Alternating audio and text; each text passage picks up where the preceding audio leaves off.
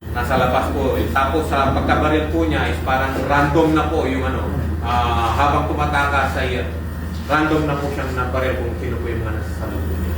Pero yung una niyang binaril ay may dati po silang lumalabas na ano, na hidwaan or whatever term. So nung kumakatok sa condo unit ng biktima, wala yung biktima doon sa condo unit? Hindi po siya pumasok. What I'm trying to stress a while ago ay nagsimula po yung alitan nila dahil sa mga previous incident na naiingayan po yung suspect dun po sa una niyang binaril. Na itong suspect po na to, dalawang beses po na po siya in the past na umakyat po sa unit ng biktima para katukit, para magsabihan na napakaingay po nila.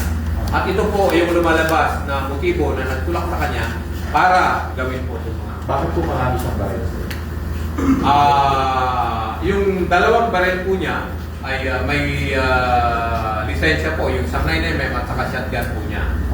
And yun po ay kasama sa investigation po natin kasi despite po ng ano, lumalabas po kasi sa record na despite po sa kaso niya ay parang nakakuha po rin po siya ng additional na baril. Noong sa unang may homicide, sir? Yes, sa homicide case on the year 2012 po nakaso.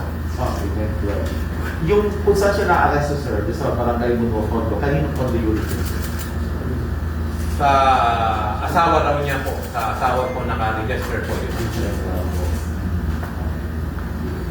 Sir, Gerald,